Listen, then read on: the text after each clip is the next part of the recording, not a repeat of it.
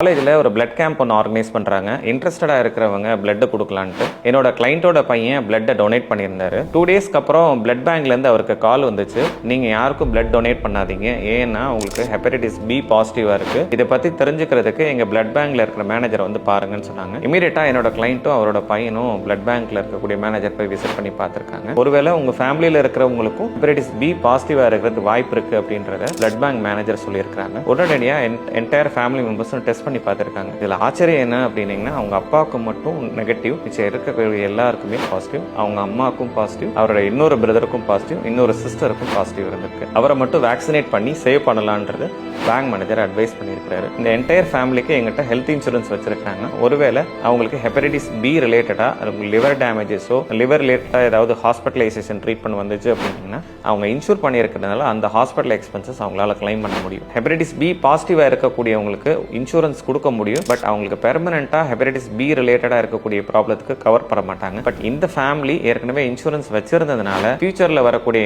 Liver related ப்ராப்ளத்துக்கு cover பண்றதுக்கு அவங்களுக்கு provision இருக்கு. ஸோ நீங்க ஹெல்த்தியா இருக்கிறீங்க அப்படின்னீங்கன்னா மெடிக்கல் இன்சூரன்ஸ் அவசியம் எடுத்துக்கோங்க. அன்எக்ஸ்பெக்டடா இந்த மாதிரி கம்ப்ளைண்ட்ஸ் ஏதாவது வந்தது அப்படின்னா உங்க லைஃபை சேவ் பண்றதுக்கு மெடிக்கல் இன்சூரன்ஸ் உதவும். மெடிக்கல் இன்சூரன்ஸ் பத்தின முக்கியமான விஷயங்கள் நீங்க தெரிஞ்சுக்கிறதுக்கு என்னோட பேஜ் ஃபாலோ பண்ணிக்கோங்க. உங்கள் மருத்துவம் எங்கள் செலவு.